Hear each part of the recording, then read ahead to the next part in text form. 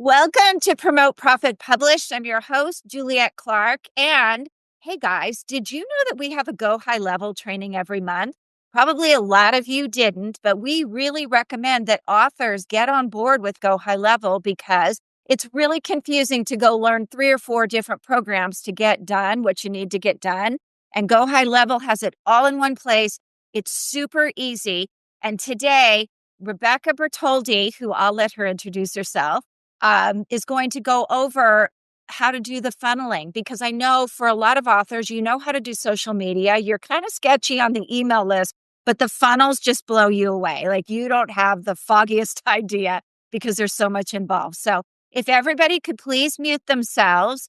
And for those of you who are consuming this in the podcast, if you want to actually see Rebecca's slides and what's going on, I suggest you go over to our YouTube channel, Super Brand Publishing, if you want to watch the entire video. So Rebecca, take it away. I'm going to mute myself too. Thank you very much. My name is Rebecca Bertoldi, and today we're going to be talking about funnels.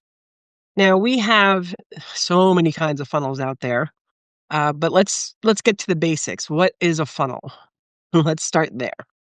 So a funnel is essentially just a path that we want someone to take that's going to get them to become a customer. So there can be funnels that have lead magnets and they're bringing people through and they're starting to nurture them for you. Then we can have other sales funnels. Like there's so many different ways that we can look at this. But regardless of what kind of funnel you're going to build, the most important part is knowing what that plan is after the funnel. I see so many people go in, spend a lot of time on a lead magnet. They create something awesome. They want to share it with everybody. And then, so you go in, you get that lead magnet, and then nothing, crickets. So you have somebody that has went in, signed up for your lead magnet, and then you give them the lead magnet and then leave them hanging. They want to do something with you. They've already shown that they're interested in what you do. So let's take that opportunity to let them get to know you better. Let them get to know what your process is like. That's a big one for people. A lot of times we're offering similar services than our competitors, but our process can make the big difference between me and somebody else, you know? So we're able to use it as an opportunity to share more about how we do our work and how we bring success to our clients. So can I see a show of hands of anybody that has an active funnel right now? Nice. Okay. Christine, about halfway there. Okay. So I'm hoping that it means you have good intentions for your funnel and maybe you just need a little help building it out. Maybe we can do that today. So we're going to take a look at some that I have preloaded in here and just give you an idea. So if you think about how many programs you may have. So a lot of us, we have some lower cost programs. Maybe we have some mid tier, and then we have our high ticket items. When you are bringing somebody through a funnel, you really want to get them to the first step where they're going to get a big impact. So it's not likely that we're going to go from lead magnet to one-to-one coaching in one swoop, right? People need to get to know us a bit more. And while a lot of our lower cost products are wonderful, they are getting people, they're usually self-guided. So they're getting people to be a little familiar with you, but not so familiar that they know what it's like to work with you in a one-to-one setting. So typically that mid-tier is, in a lot of cases that I see, is a group program. And getting people to that group program is going to be a lot easier than getting them to your one-to-one program. So when we're looking at the funnels, if our funnels all lead to that group program, it's going to be a lot easier once they start working with you and they're going to see how they're going to really feel the difference of working with you. It'll be a lot easier to get them to go from group to one-to-one. But from the funnels and the automations, you're likely going to get them into your group coaching or your mid-tier.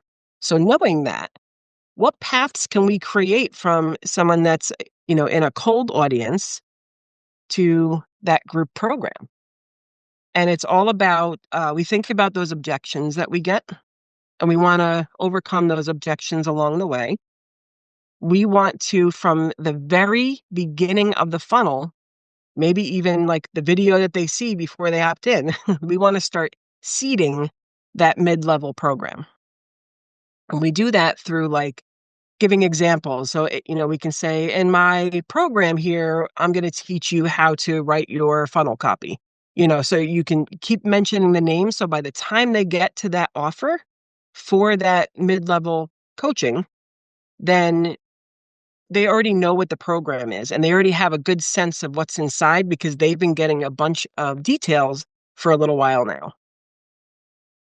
And that is a huge deal because if you're bringing people through it and you're isolating the product that you want them to sell or to buy in the end, then it's going to be kind of like a shock when they get there. We don't want that. We want them to even start being curious about it. Like, I wonder what else is in that program. So it's not necessarily a hard sales pitch as you're going through in the beginning. It's more of we're going to keep mentioning it. It's those touch points.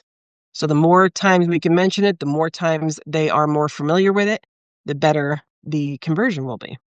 So I'm going to share my screen and just show you a couple of examples here. And remember that our funnels will also go hand in hand with automations. So you may want to go back, Julia, I know you have some recordings of our automations session. Maybe that's something that we can link them back to take a look. So we're here in high level, and I am here on the Sites tab. If we're looking at our menu on the left-hand side, we're under Sites. And the first tab that comes up here, because we have a bunch of different options, the first one that comes up is our funnels. Now, it's not to say that we can't have funnel-like pages inside of the websites or anything else, but there's a couple things that we want in the functionality that we want in our funnels that's available here. So first, with any funnel, we want to make sure there's not navigation like on your regular website.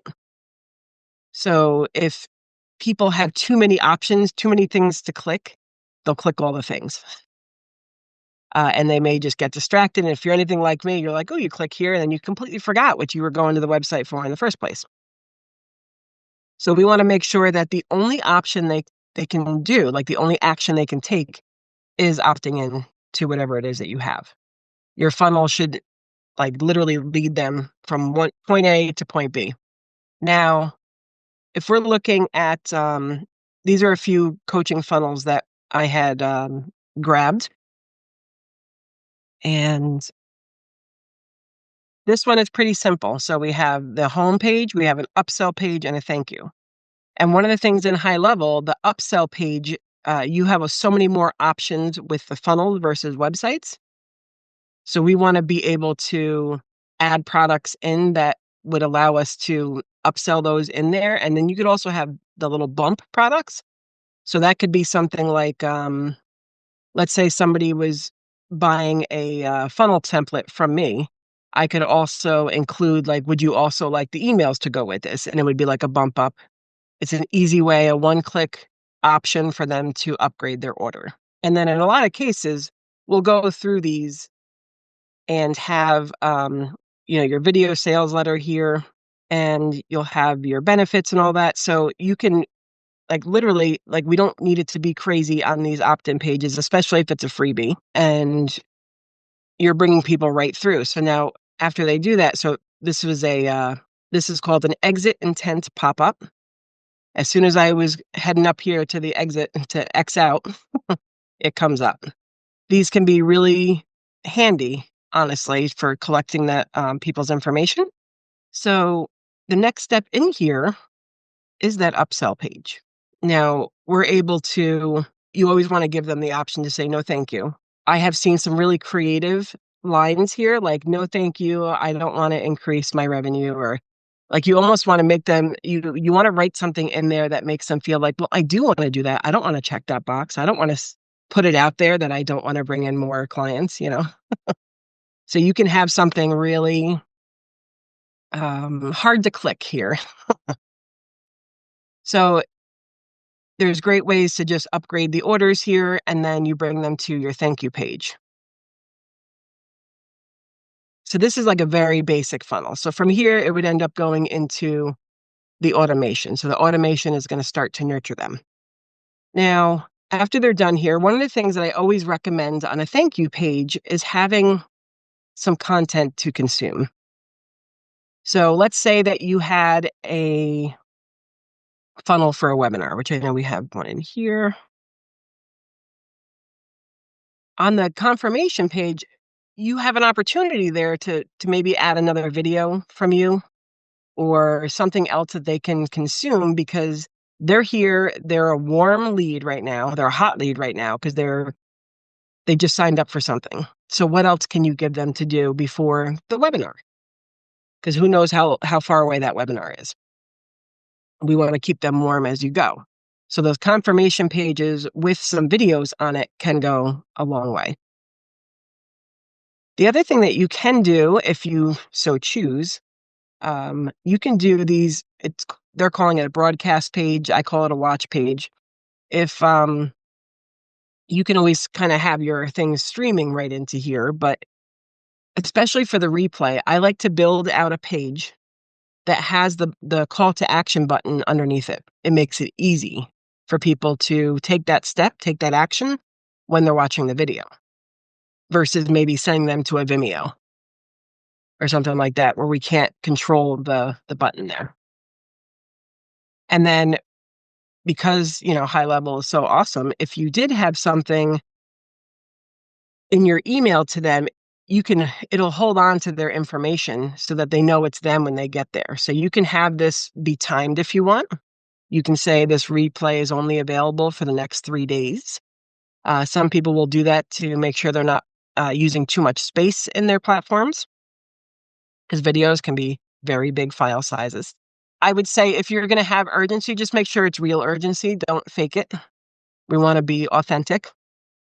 We don't want to, say it and then I know I've heard from so many people like, well, yeah, I told people that, but I don't know how to make that happen. So I didn't do it. And it's like, okay, well, don't say it then. But there's a lot of easy ways to plan for this where it will automatically say redirect to another page. They can have a countdown on that starts when that particular person's IP address gets to the page. So there's a lot of ways inside of High Level that we can customize this journey.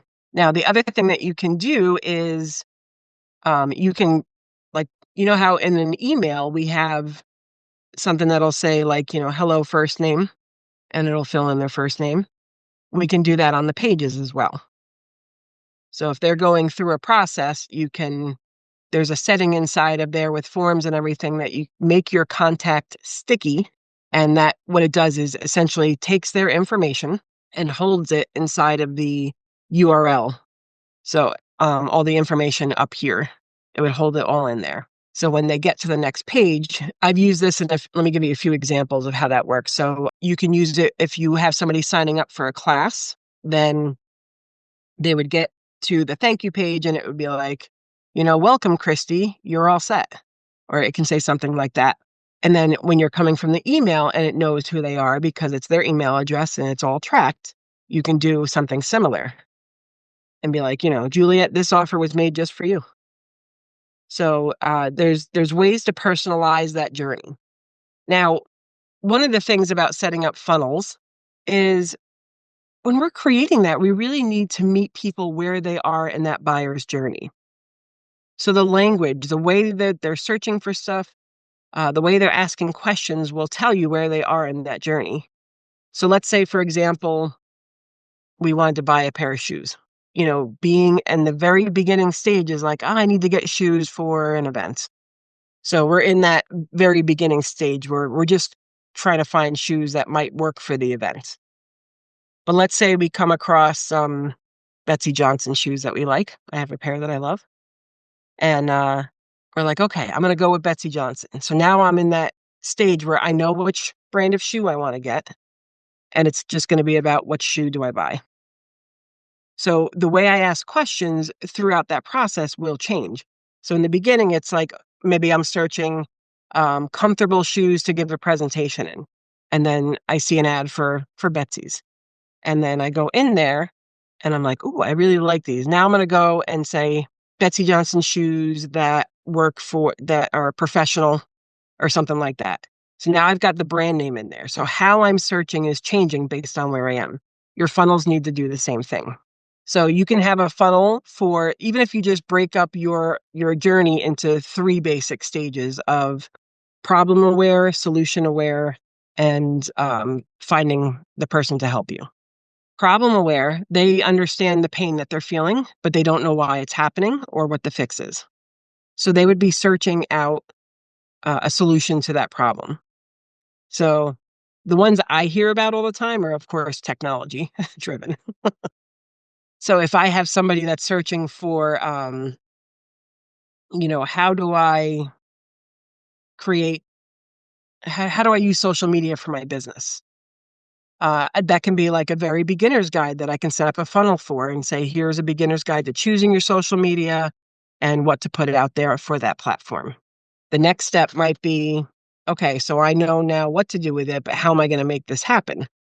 So maybe another part of that funnel or part of the email is, creating all this content is fun, but it takes a while to get it ready to post. Let's give you some tools. So they're at different stages there. And then if they were ready to be like, you know what, I don't want to deal with tools. I don't want to deal with all this stuff. I just want to send pictures and have it magically appear on social media. That's where I come in. So you can gauge where they are based on their language. It's important that you know where they're going to go next before you even start sending traffic to your lead magnet. As you're planning that out, if I am going to give somebody the beginner's guide to social media, what are they going to need next after that? After, even the social media tools. Well, social media isn't the only way we market our companies. We also have email marketing. So maybe the next thing is going to talk to them about email. Now that you got your social media down, let's make sure you're building your list so that you can control your audience. So do you guys see how we can keep adding to it until they get to that point where they're ready to be your one-to-one client? It's really about having a great plan for them, because you can anticipate the things that they're going to need before they can. So when you are bringing them through that, they're like, oh, I didn't even think of that. I am so glad I have her here to tell me that.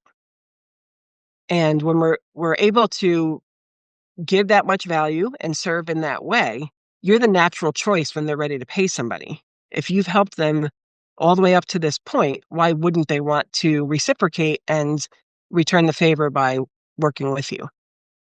And there's so many things you can add into your funnels. I love to add in little pieces, and as you build more content, you'll have a bigger selection of content to use. But let's say you wanted to get somebody to feel better about going on camera. Maybe I would send them a video and say, here's the things that I did in my space to make me feel more confident on camera.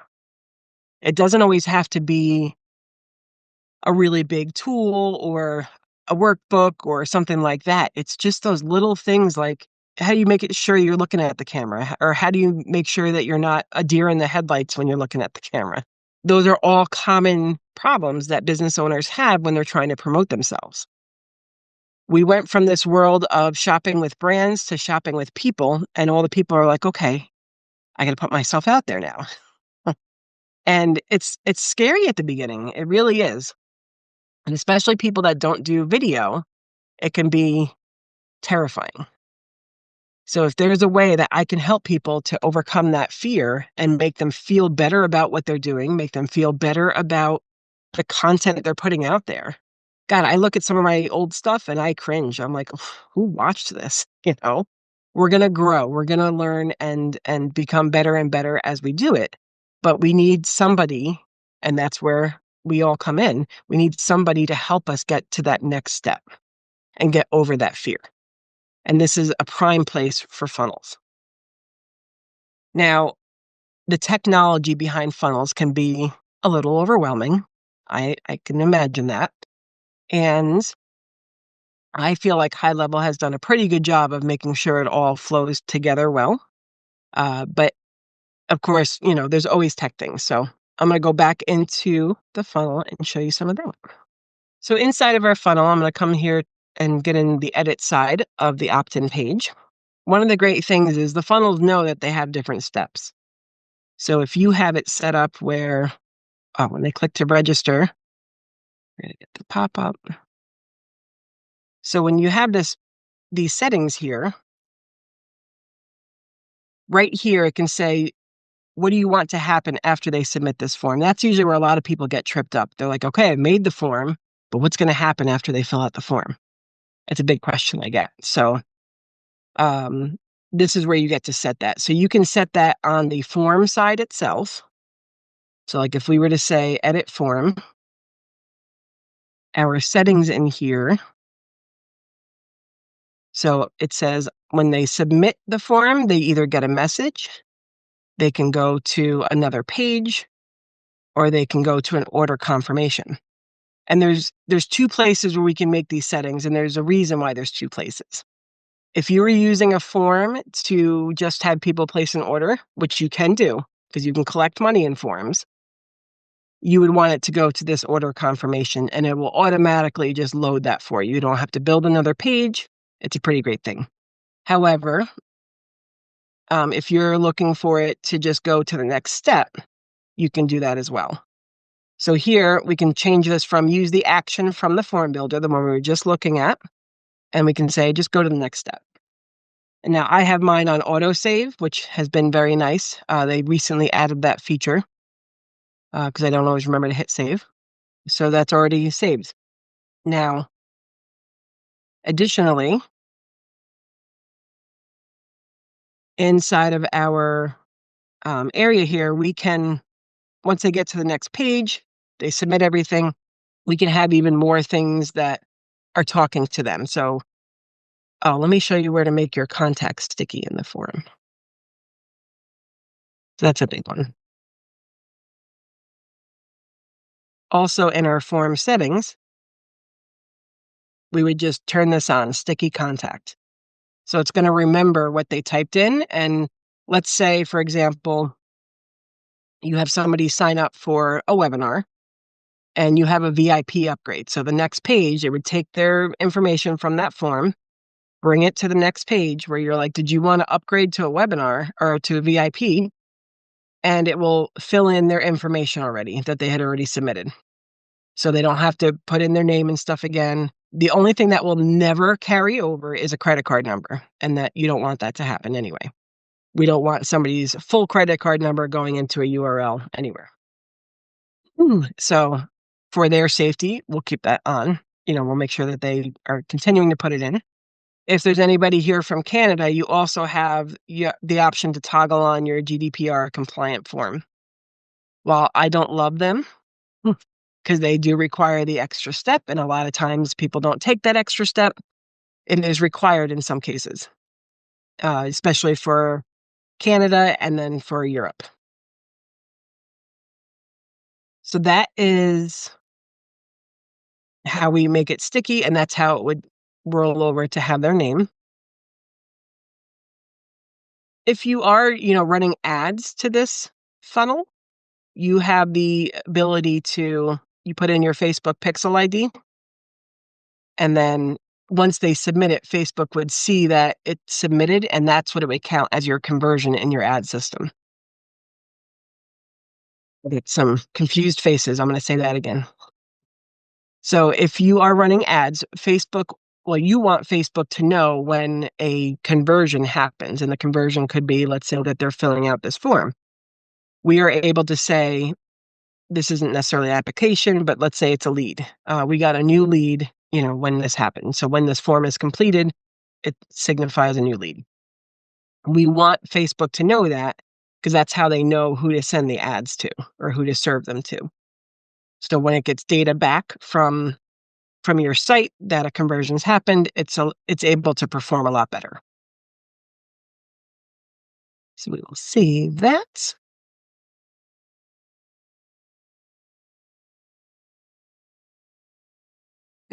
Now, some of the other options that you have in here, when you are building up funnels,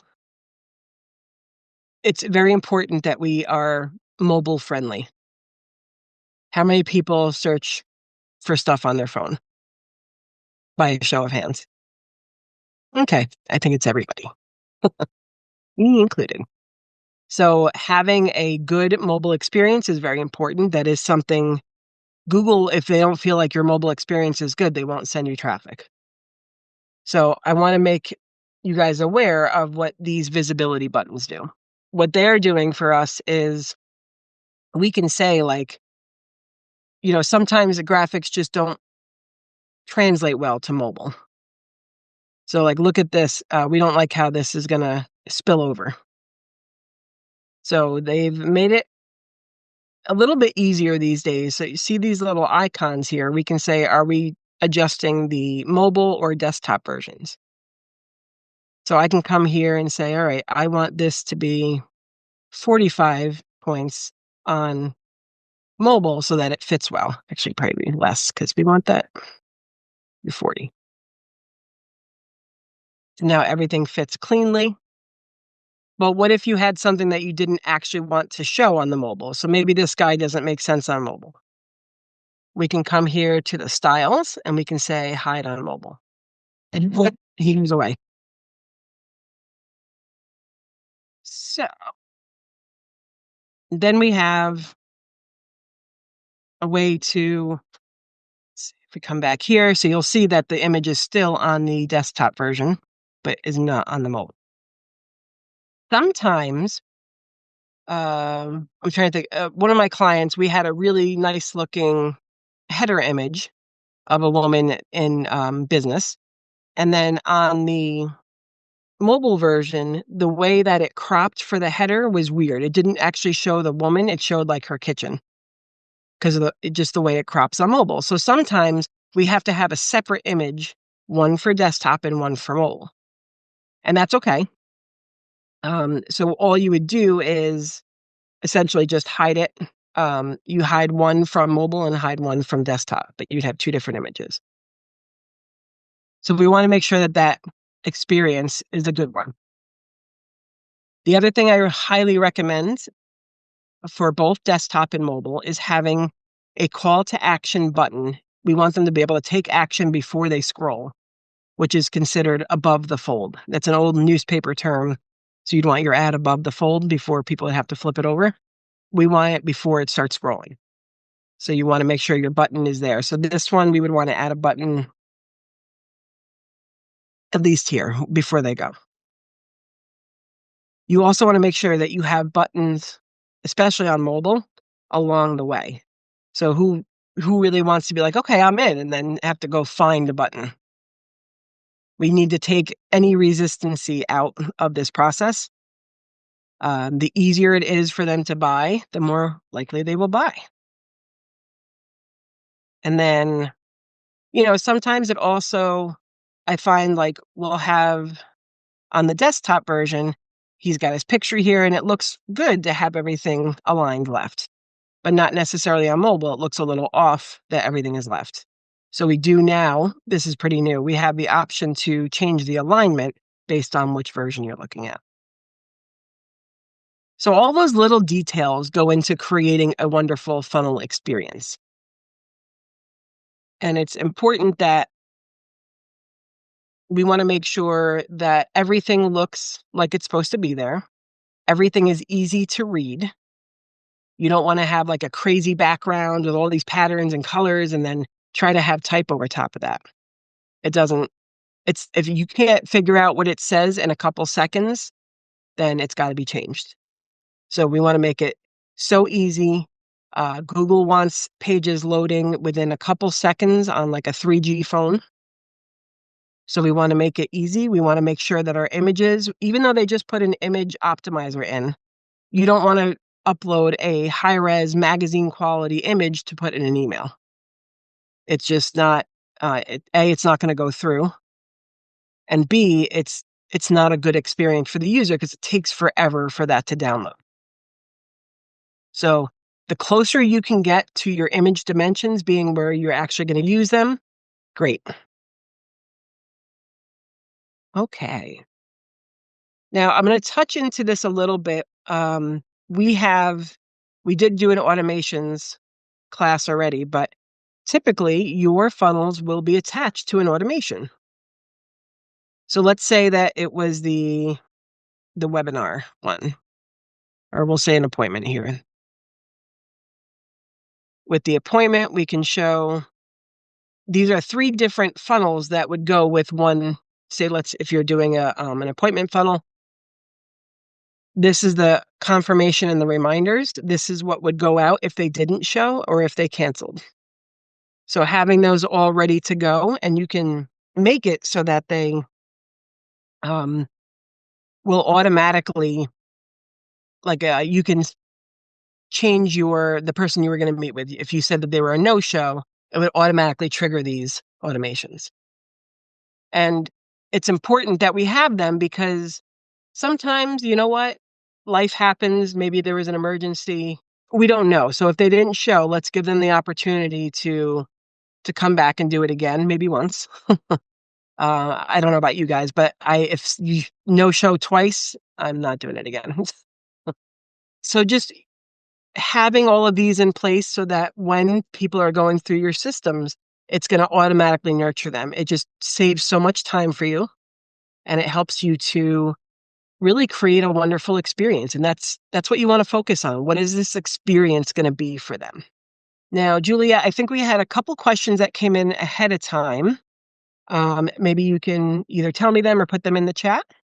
Here, I'll go ahead and read them. Hold on, I've got to get the right paper here. Okay. How many steps should be in a good funnel? That's a tough question because there's no magic answer to that. It's as many steps as it needs to make the person feel cared for, supported, and they 100% know that you can help them. So if you can do that in a couple steps, all the power to you. But I do, in a lot of the work that I do, I find that it's not so much the individual funnels that have to have so many steps, but if they don't take action at the end of a funnel, you need to have another one ready to go. So let's say, for example, somebody comes to a webinar, you do a wonderful offer to everyone, but they don't sign up. What happens after that? Do they just get left there and you're like, oh, you didn't sign up, so I don't want to talk to you anymore? No. We want to make it so that they are getting closer to, or at least in my opinion, with the heart-centered marketing that I focus on, I want them to, let's say they're not ready to work with me. So how else can I support them before they're ready? What else can I do? So if I was, let's say you didn't attend this class or you didn't purchase after this class, if we had an offer, then I would maybe send you into another funnel that talks about how to write great copy for your funnel. So that would also help you to be funnel ready, So how else can I support you that's going to get you the result that you want or help you get closer to that and closer to working with me? Those are what your other funnels should have. So it's not necessarily, do you have 1,000 steps in this funnel? I can tell you when I created funnels for Mary Morrissey's Dream Builder Live event, I had about at least 300 steps in that funnel. So whether it was an email going out or a text or a voicemail, for a 3-month campaign, there was a lot going on. So in their case, we had ways in the member portal that we can show them ads. So we had to make sure those ads went live. When was it going to be shown on the website? So all of those things we had to take into account and make sure that it was all mapped out so that whenever we did, launch our funnel, that everything was in place. Can I add something too, Rebecca? If you guys are following someone like Russell Brunson, he does great work, but you don't need all these if-then statements that are in his funnel. Like, if they don't do this, then take them over here. If you're beginners, you don't need all that stuff. In fact, Rebecca, would you agree, unless you have a physical product, you probably don't need that either? I think as you go more, you're going to want to have some of those if-then. So that's like, if they didn't sign up, we want to bring them to a different funnel. It can be that simple. It doesn't necessarily have to be, if they didn't do this, then we're going to send them these 50 emails. And then if they don't respond, Russell gets into it. He does. He definitely gets into it. I can tell you with Russell Brunson, I used to get, because I had to unsubscribe from 15 places, I would get multiple emails a day. And that is not the experience I want for my clients. So I don't think that you have to necessarily go Russell Brunson big, but I do want you to have a good idea of of where they would go next. Just plan for where they're going to go next. Yes. And be consistent inside there when you send out those emails and things, and think of that customer journey. How do you feel when you get several emails from Rebecca every day? You're just like, oh my gosh, it's time to unsubscribe. So keep that in mind. You want to connect, but you don't want to spam the heck out of them. Okay.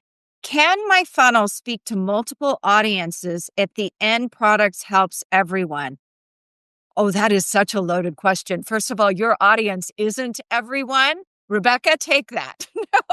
So yeah, no, I don't feel like it's a good use of your time and your marketing dollars to try to shove everybody into one funnel. Now, if we think about, let's just go with age ranges. We'll start there. I would not talk to somebody in their 20s the way I would talk to somebody in their 50s. Their lives are very different. Their wants and needs and desires are very different. Their pain points are very different. So I wouldn't necessarily, unless it was something like, like everybody has no gallbladder, I don't know, some kind of common thing in there that could be like that. But for the most part, when you are doing your marketing, you want to have a very specific avatar in mind for that funnel. Like I wouldn't send out a funnel to my chiropractic clients in the same way that I would send it out to a coaching client. While they do have very similar, they're both in the wellness industry, their needs are very different.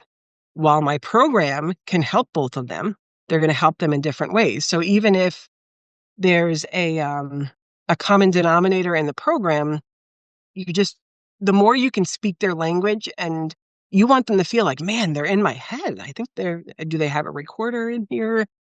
You want them to feel like you really know what they're going through and that you're the best person to help them. So I say, no, please do not include multiple avatars in there. But let's say you have an ebook that could maybe help both of them. Your messaging, your landing pages, everything would be different. They would speak very differently to them. When you're running ads, if you are, let's say you're doing a Google ad and you want to tap into, like when people are searching for something, they're actively looking for that product or service. So they're typically, closer to being ready to buy. If you're bidding on keywords, you want to make sure that that language speaks directly to the person that it's going to help, because otherwise you're just wasting money on keywords. Like if I were to bid on a keyword that was like enroll more chiropractic clients or something like that, chiropractic marketing, I wouldn't go in there and talk about coaching. You know what I mean? So we want to be as specific as possible. It's not to say that you can't have multiple lead magnets that speak to different people. That's fine. But you don't want to cram everybody into one. And just to add to that, really look at who you're talking to. If you're someone who is probably 50 and over, you don't like getting a text funnel all day. Mm-hmm. That's a funnel that probably will go to email. If you're under, I would say 40, 50, I don't know exactly what that demographic is for the text, but those kids that grew up with a phone, they came out of the womb with a phone, poor mom, those people, a text funnels, absolutely, because they're probably not looking at email as much. That's the way they grew up communicating. So very true. Keep that in mind as well. That might change the type of delivery on the funnel. And there is texting. You can make text funnels and go high level too. So, okay. Just to add to that real quick, I was shocked to find out that some of my younger cousins who aren't that much younger, maybe 8 years, 9 years younger, they're like, I don't even have an email address. Like, how do you survive without an email address? So definitely knowing, how your audience wants to receive information is huge. Yeah. And those are the kids who grew up with Google Gmail in their high school, and they understand now that they were profiled as teenagers and they want nothing to do with it. When the schools came in and offered Gmail as a way to train their AI. So I've created a funnel, but people aren't going through it. Where do I get traffic from? That's a great question too. There's this myth out there that when you build something, people are going to magically find it and come swarming in. And the reality is you're not going to get organic traffic until the search engines see signals that other people like you. They always say Google doesn't like you until everybody else does. So if you want to get organic traffic, that's something that you want to, it's hard. It's going to be hard to get the organic traffic. Every site has what they consider a domain authority score from 0 to 100. I actually found 100. YouTube is at 100. And basically, it's how trustworthy do the search engines think you are? They want to know that if they're sending traffic your way, that you're going to answer the question that the person typed in. That's their whole goal, is to find people answers as fast as possible. So if somebody clicks on your ad or your site and then sees that you don't really have the answer to what they're looking for and hits that back button right away, that's a big red flag for Google. I've actually seen people instantly get knocked down from that. So when we are trying to send traffic to our pages, you can, of course, share it on social media. You want to share it with your list that I know you're building. And you can also run ads to it. Ads are probably going to be the fastest way to get people through there, and it will start building up that authority with Google, especially Google ads. Now, we could do an ads class another day, but the difference between Google ads is you have different types of ads you can do. The search ads are the ones that will align with your keywords. So, great example. I work with a supplement company, and the reality is when Trump was elected, I told them, we need to start optimizing your site to be a manufacturer in the US right away. So we did that. We knew that that volume was going to come as soon as those tariffs went into place. So right now they're ranking at the top for supplement manufacturing because we did it so early. And then we also we made an ebook on how to choose the best supplement manufacturing partner for your brand. We also created a blog post that talks about how to create your own supplement product. These are all searches that we're seeing. Now they're in California, but they serve the whole US. In the US, we were seeing that there were a huge trend for the US based manufacturers. And we also saw that people were looking for more advice on how to create their own. So we're looking at the questions people are asking and what they're searching for, and we're creating content around that. So that's what you want to do. So it's a great example to show, we started running ads for, we're doing lead gen ads. So we're sending them to a form to fill out. We're getting great leads in, but now that we have the ebook and that blog, we're also able to send the traffic there, and the blog sends them right back to the form to fill out. So we're able to they're getting leads in. I mean, they're a B2B brand, so B2B can usually be higher as a cost per lead, but they're getting leads in for $8 right now. $8 per person, and they've closed 2 in the last 3 weeks, which has already covered the next couple months of ads for them. So it's all about how you align with how people are searching. One of the great tools that I like for these purposes is answerthepublic.com. I know I've shared that site with a couple people before that are on here, but that shows you, and you can get a couple free searches a day. It's showing you the questions that people are asking around those products. And this is where you can see what stage that they're in, or any topic. So you can go on to Answer the Public, and you can put in, let's say, stress relief. And it's going to show you all the questions that people are asking around that. If you create content that answers the questions, then you're golden. That's how you're going to get that organic traffic. That make sense? Yeah. Another great way of speaking, that lead magnet. Yes. When you're on a stage, everybody's have a QR code. Everybody's has a phone now.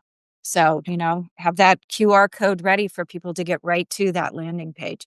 Okay. Any other, Amanda, I'm not sure that we have time to go over a Facebook pixel, maybe when we do the ads, but I know Rebecca, so you can get together with her personally and get that done.